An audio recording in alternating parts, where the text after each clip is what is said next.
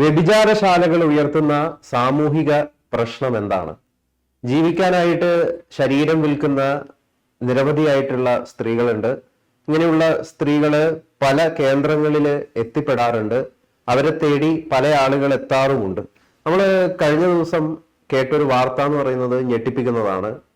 അതായത് ഒരു സ്പാ കേന്ദ്രീകരിച്ച് ഗുണ്ടാ പിരിവിനായിട്ട് ഇറങ്ങിയ കുറച്ചധികം ആളുകള് ഗുണ്ടാ പിരിവ് നൽകാനായിട്ട് വിസമ്മതിച്ചപ്പോ ആ സ്ത്രീയെ ഇവരെല്ലാവരും കൂടി ചേർന്ന് കൂട്ടമായിട്ട് ബലാത്സംഗം ചെയ്യുന്നു.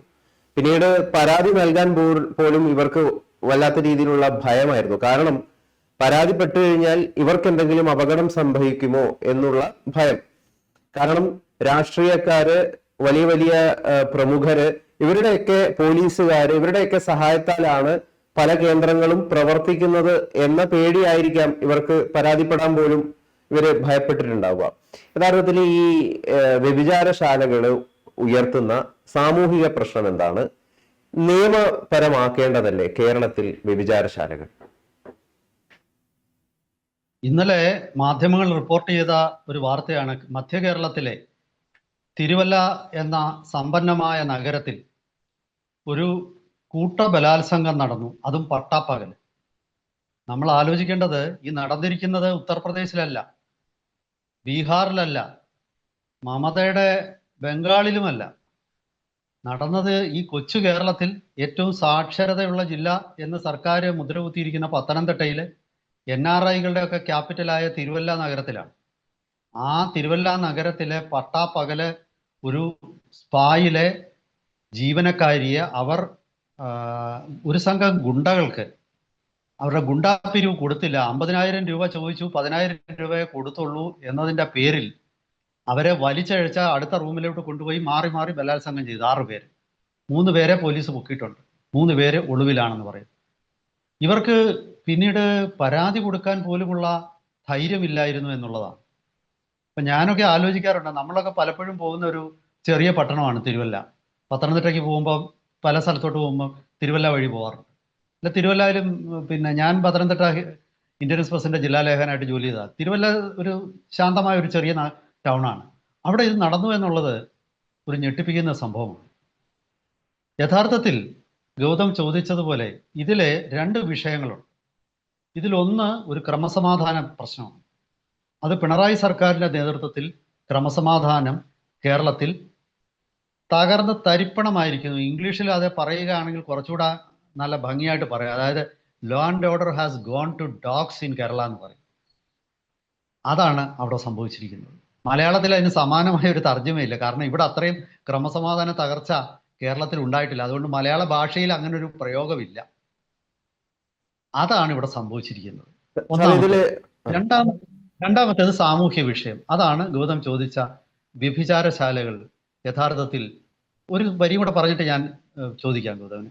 യഥാർത്ഥത്തിൽ വ്യഭിചാരശാലകൾക്ക് പ്രവർത്തിക്കാനുള്ള ലൈസൻസ് കൊടുക്കേണ്ടതല്ലേ?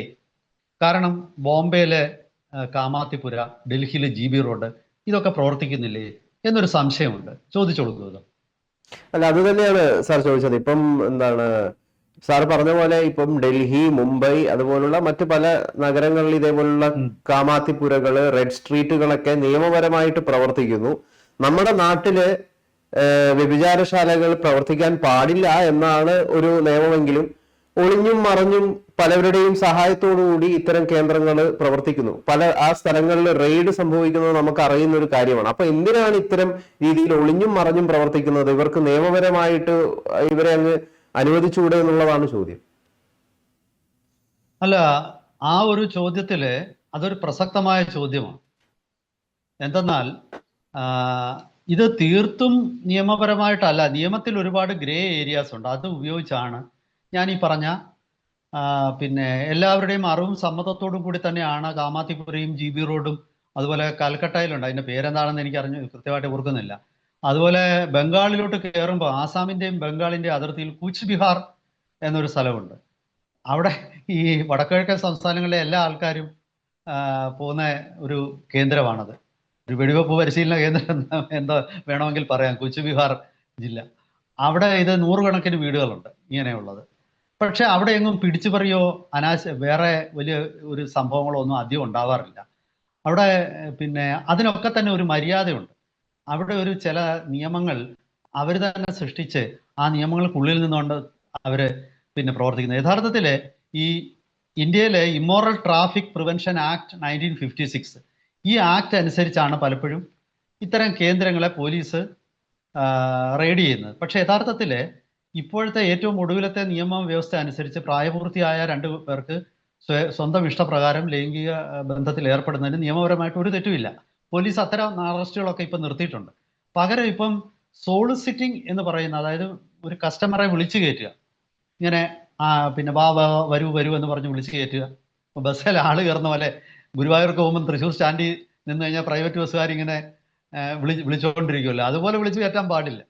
പിന്നെ രണ്ടാമത്തേത് പിമ്പിങ് തെറ്റാണ്, ആളിനെ തിരക്കി. പിന്നെ മൂന്നാമത്തേത് ട്രാഫിക്കിങ് തെറ്റാണ്. അതായത് നിരവധി പിന്നെ സ്ത്രീകളെ വേറൊരു ഒരു സ്ഥലത്തൊന്നും കടത്തിക്കൊണ്ടുവന്ന് ഇവിടെ കൊണ്ട് വിൽക്കുന്നതൊക്കെ തെറ്റാണ്. പക്ഷേ ഈ കേരളത്തിൻ്റെ ഒരു കുഴപ്പം വലിയ ആത്മവഞ്ചനയാണ്. ഇംഗ്ലീഷിൽ ഹിപ്പോക്രസി എന്ന് പറയുന്ന ഒരു വാക്കുണ്ട്. അതായത് ഈ ആത്മവഞ്ചന എന്ന് പറഞ്ഞാൽ പിന്നെ രാത്രി ആയിക്കഴിഞ്ഞാൽ നമ്മുടെയൊക്കെ രൂപം അങ്ങ് മാറും. പക്ഷെ പകലാവുമ്പോൾ നമ്മൾ മാന്യരാണ്, പകൽ മാന്യൻ എന്ന് പറയും. ഈ പകൽ മാന്യതയുടെ ഒരു സംസ്കാരം. ഇപ്പോൾ ഒരു ഉദാഹരണത്തിന് നമുക്ക് ചാരായം പഴയ കാലത്ത് ഒരു നിയമപരമായിട്ട് സർക്കാരിന് കിസ്തടച്ച് ചില കോൺട്രാക്ടർമാർ ചാരായം വിൽക്കുന്നു, അത് ഭയങ്കര തെറ്റാണ്. പക്ഷെ വ്യാജ ചാരായം തൊട്ടപ്പുറത്ത് തന്നെ വീട്ടിൽ വാറ്റി വിൽക്കുന്നു, അത് പ്രശ്നമൊന്നുമില്ല. ഇപ്പോൾ ആലപ്പുഴ കൊല്ലം ജില്ലകളിൽ നിന്ന് കരിമണൽ അനധികൃതമായിട്ട് ഖനനം ചെയ്ത് വിൽക്കുന്നു, പ്രശ്നമൊന്നുമില്ല, ഒരു പരിസ്ഥിതി കുഴപ്പമില്ല. പക്ഷേ നിയമപരമായിട്ട് സർക്കാരിന് നികുതി കൊടുത്ത് അവിടെ ഒരു കമ്പനി നടത്താൻ ഒരാൾ വന്നാൽ അത് വലിയ പ്രശ്നം. പക്ഷെ ഇത് വെറും ഹിപ്പോക്രസി അല്ല, ഇതിൻ്റെ പിന്നിൽ ഒരു ഗൂഢസംഘം, രാഷ്ട്രീയക്കാരും ഉദ്യോഗസ്ഥരും അടങ്ങുന്ന ഗൂഢസംഘം. അതാണ് ഇതിലെ ഏറ്റവും വലിയ വിഷയം. ഞാൻ പറഞ്ഞ ഇതിൽ 2 വിഷയമുണ്ട്. ഞാൻ ഈ ഒരു വിഷയമാണ് നമ്മൾ പറയേണ്ട വിഷയമാണ്. അത് പിന്നെ അതായത് രാഷ്ട്രീയക്കാർ ഒരു ഭാഗത്ത്, പോലീസുകാരും രാഷ്ട്രീയക്കാരും അടങ്ങുന്നവരാണ് ഇത് നടത്തുന്നത്. അവരുടെ ഒരു ഭാഗം അതാണ് ക്രമസമാധാന പ്രശ്നം, മറ്റേത് സാമൂഹിക പ്രശ്നം. ഇനി ഗൗതം ചോദിച്ചോളൂ. അല്ലെ, ഇതിനിടയിൽ തന്നെ 2 പോലീസ് ഉദ്യോഗസ്ഥരെയാണ് ഞാൻ മനസ്സിലാക്കുന്നത് അറസ്റ്റ് ചെയ്തിരിക്കുന്നത്. അതായത് അവരാൽ നിയന്ത്രിക്കപ്പെടുന്ന വ്യഭിചാരശാലകള് കണ്ടെത്തി എന്നതിന്റെ അടിസ്ഥാനത്തിൽ. അപ്പൊ അതുകൊണ്ടൊക്കെയാണ് ചോദിക്കുന്നത്, എന്താണ് നിയമപരമായിട്ട് ഇത് തെറ്റാണ്, പക്ഷെ നിയമവിരുദ്ധമായിട്ട് ഒളിഞ്ഞും മറഞ്ഞുമൊക്കെ ഇത് പ്രവർത്തിക്കുകയും ചെയ്യുന്നുണ്ട്. എന്നാ പിന്നെ നിയമപരമാക്കിക്കൂടെ എന്നുള്ളതാണ് ഏറ്റവും പ്രസക്തമായിട്ടുള്ള ചോദ്യം. അല്ല, അതില് ഒരു പ്രതിസന്ധി എന്ന് പറയുന്നത് ഞാൻ കാണുന്നത്, ഈ കേരളത്തിലെ ഇപ്പൊ കൂണുപോലെ പല സ്ഥലത്തും മസാജ് പാർലറുകളും അതുപോലെ സ്പാകളും ഉയർന്നു വന്നിട്ടുണ്ട്. ഈ പിന്നെ ഇപ്പൊ ഗൗതം പറഞ്ഞതുപോലെ ഇപ്പോൾ ഇന്നലെ ഈ സംഭവം നടന്ന തിരുവല്ലയിലെ കേന്ദ്രത്തില് അവിടുത്തെ സ്പെഷ്യൽ ബ്രാഞ്ച് ഡിവൈഎസ്പിയുടെ പോലും കീഴിലുള്ള ഉദ്യോഗസ്ഥന്മാര് പരസ്യമായിട്ട് വന്ന് ഹഫ്ത പിരിക്കുക. അതായത് ബോംബെയിലൊക്കെ ഗുണ്ടാസ്, ഇപ്പൊ ദാവൂദ് ഇബ്രാഹിമോ അല്ലെങ്കിൽ അതുപോലുള്ള പിന്നെ വരദരാജ മുതലിയാരോ അതല്ലെങ്കിൽ ആരാണ് അങ്ങനെയുള്ള ആൾക്കാർ വന്നിട്ട് ഹഫ്ത പിരിച്ചുകൊണ്ട് പോകുന്ന പോലെ പിരിക്കുന്നുണ്ട്. അങ്ങനെ പിരിക്കുന്നതിന്റെ കൂട്ടത്തിലാണ് ഈ ഗുണ്ടാപിരിവ് നടന്നത് എന്നാണ് പുറത്തു വരുന്നത്. അതായത് പോലീസ്, ഇത് ഞാൻ ആദ്യമേ പറഞ്ഞല്ലോ, അതായത് ഈ കേരളത്തിലെ ഇത്തരം ചില കാര്യങ്ങൾ നിയമവിധേയമാവാത്തതിന്റെ പിന്നിൽ ഇത്തരം വ്യാജ പിന്നെ സദാചാര പോലീസ് എന്ന് പറയുന്നത് രാഷ്ട്രീയക്കാരും പോലീസ് ഉദ്യോഗസ്ഥന്മാരും ചേർന്ന ഒരു നെക്സസാണ്. അതായത് ഒരു കള്ള കച്ചവടം. ഇത് നികുതി അടച്ച് കൃത്യമായിട്ട് ഒരു സ്ഥാപനം നടന്നു കഴിഞ്ഞാൽ സ്വാഭാവികമായിട്ടും അവർക്ക് പിന്നെ റോളില്ലല്ലോ, അവർക്ക് പിന്നെ വളരെ തുച്ഛമായിട്ടല്ലേ കിട്ടത്തുള്ളൂ. എന്തെങ്കിലുമൊക്കെ കിട്ടും, എന്നാൽ വല്ലവന് പുല്ലുമായുധമെന്നാണ്, വാങ്ങിക്കാൻ അറിയാവുന്നവരെ എങ്ങനെയും വാങ്ങിക്കും. കമന്ന് വീണാ കാപ്പണം, മുങ്ങിയാ മുക്കാപ്പണം. പക്ഷേ എന്നാലും കിട്ടുന്നതിനൊരു പരിധിയുണ്ട്. അപ്പോ അവരാണ് ഈ സദാചാര പ്രശ്നം ഉന്നയിച്ച് ഇത് തടയുന്നത്. ഈ കേരളത്തിലെ ഇപ്പൊ കൊച്ചിയിലെ കടവന്ത്ര പോലീസ് സ്റ്റേഷനിലെ, കൊച്ചിയിൽ ഈ അടുത്ത കാലത്ത് ഒരു ഞെട്ടിക്കുന്ന സംഭവം ഉണ്ടായി. ഒരു കടവന്ത്ര പോലീസ് സ്റ്റേഷനിലെ ഒരു പോലീസുകാരൻ പോയിട്ട് മസാജ് ചെയ്തു. മസാജ് തിരുമി കഴിഞ്ഞപ്പോൾ അയാളുടെ ഫോട്ടോയും ഒക്കെ എടുത്തിട്ട് തിരുമുന്നത് ഏതൊക്കെ സ്ഥലത്താണ് എന്ന് എനിക്ക് കൃത്യമായിട്ട് അറിഞ്ഞുകൂടാ. എന്തായാലും പുറത്ത് കാണിക്കാൻ പറ്റുന്ന സ്ഥലങ്ങളിലായിരുന്നു തിരുമൽ നടന്നത്. ആ തിരുമൽ എല്ലാം കഴിഞ്ഞപ്പോൾ മേൽപ്പടിയാൻ്റെ ഫോട്ടോയും വീഡിയോയും ഒക്കെ ഉണ്ട്. അത് പ്രസിദ്ധീകരിക്കാൻ, അത് പിന്നെ ഇന്റർനെറ്റിൽ വരാതിരിക്കണമെങ്കിൽ ഒരു 5 ലക്ഷം തരണമെന്ന് പറഞ്ഞ് അയാൾക്കൊരു കാള് വരും. ആ കോള് വന്നപ്പം പിന്നെ ഇതിന് അയാൾ കൊടുക്കാൻ വിസമ്മതിച്ചു. അയാൾ നേരെ പിന്നെ പോലീസിൽ പരാതിപ്പെട്ടു. അന്നേരമാണ് അറിയുന്നത് ഈ കടവന്ത്ര പോലീസ് സ്റ്റേഷനിലെ പോലീസുകാർ തന്നെയാണ് ഇതിന്റെ പിന്നിൽ ഈ മസാജ് പാർലർ നടത്തുന്നതെന്ന്. അങ്ങനെ അവിടുത്തെ senior civil police officer Ramesh, കടവന്ത്രയിലെ പോലീസ് സ്റ്റേഷനിലെ അസിസ്റ്റന്റ് SHO സ്റ്റേഷൻ ഹൗസ് ഓഫീസറായ ബ്രിജേഷ്, ഇവരെയൊക്കെ സസ്പെൻഡ് ചെയ്തിരുന്നു.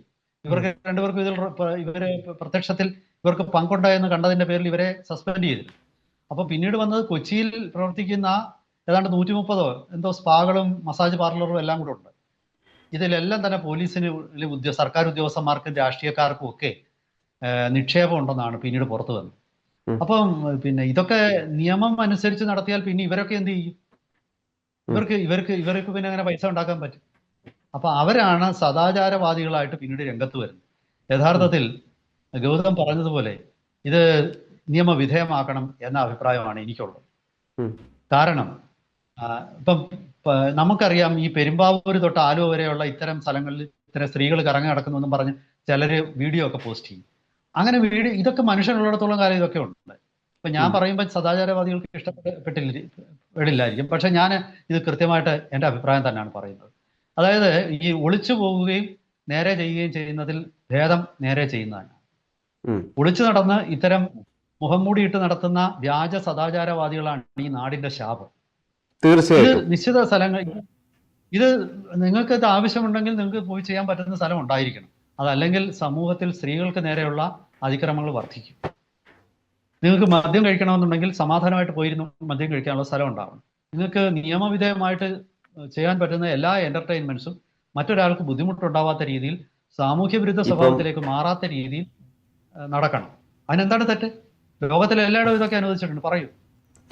മസാജ് ചെയ്യാനായിട്ട് ഇവിടുന്ന് പിടിക്കപ്പെടുമോ എന്നതിന്റെ അടിസ്ഥാനത്തിൽ തായ്ലാന്റിലും സിംഗപ്പൂരിലൊക്കെ പോകുന്ന മലയാളികളുണ്ട് കേട്ടോ. തീർച്ചയായിട്ടും തായ്ലൻഡിലും സിംഗപ്പൂരിലും മാത്രമല്ല, ബോംബെയിലോ ഡൽഹിയിലോ പോയാലും നമുക്ക് കാര്യം നടക്കുമല്ലോ.